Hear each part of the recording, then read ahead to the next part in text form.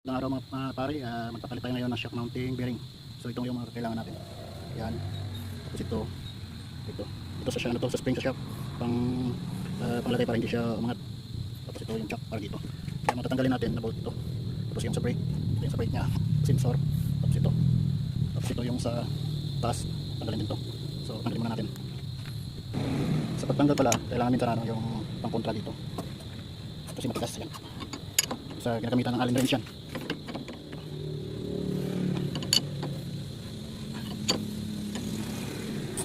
Kung sumasama siya, kailangan ng Allen wrench. Ito na pala na tanggal ko na napakita kasi matigas. Inano ko muna ng yung Allen wrench. So ito, huwag na natin tanggalin lahat. Lagyan natin pa ng bolt kasi baka bigla lang bumagsak. Tapos yung sunod natin at tanggalin. Ito, yung dalawa na to. Tsaka yung dito nya. Tapos ito, yung ito, iangat naman, iangat lang.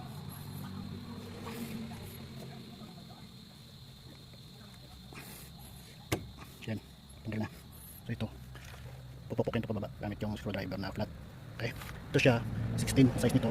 Tapos ito is 21, pareho lang dito. So gagamitan ko ng impact wrench para mabilis matanggal. Standby. Ito lang, number 16. Okay, tapos ito natin 21 para dito.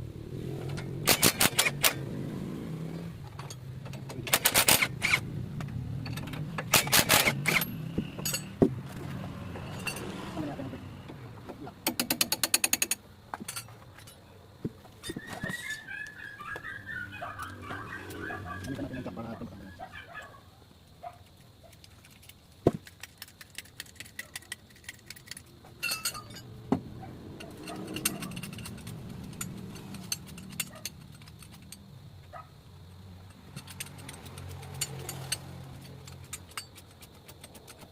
Pero kung wala kayong jack, pwede ito gamitin. Isipin nyo lang dito. Gagananin nyo lang ito. Yan, pwede nyo itulak. Okay, tanggal na. Tapos ito, tanggalin natin yung jack.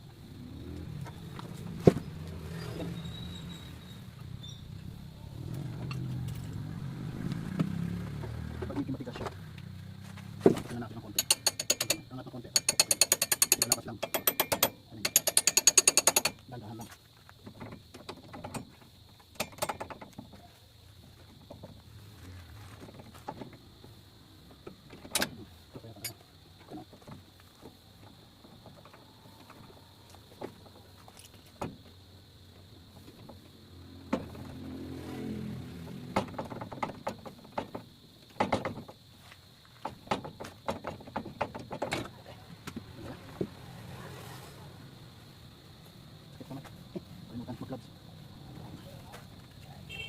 Tapos, hawakan mo to, baka hindi siya pumaksak. Tapos tanggalin dito siya taas.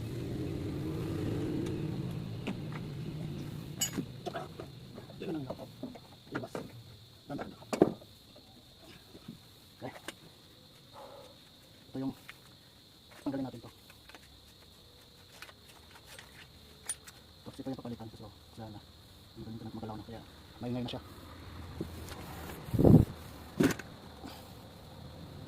Dito, pag tanggal ito, gamitin natin ito under 18. Pero lagyan muna natin ng ganito yung spring ano yata ito, tensioner yata. So iwan ko lang kung pangalan ito dito.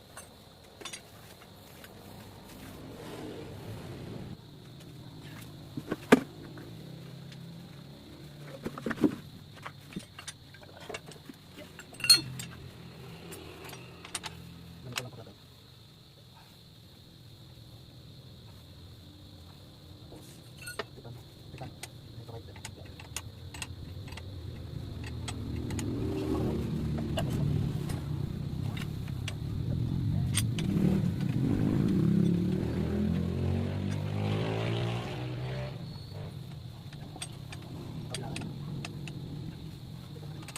Sa 22, ang size nito 22. Tapos yung pinagawa ko, nilagyan ko ng vice grip dito para hindi siya tumalaw. Yan naman, yan. Saka tanggalin ko. Pag hindi nilagyan to, pag tinanggal mo to, angat to eh.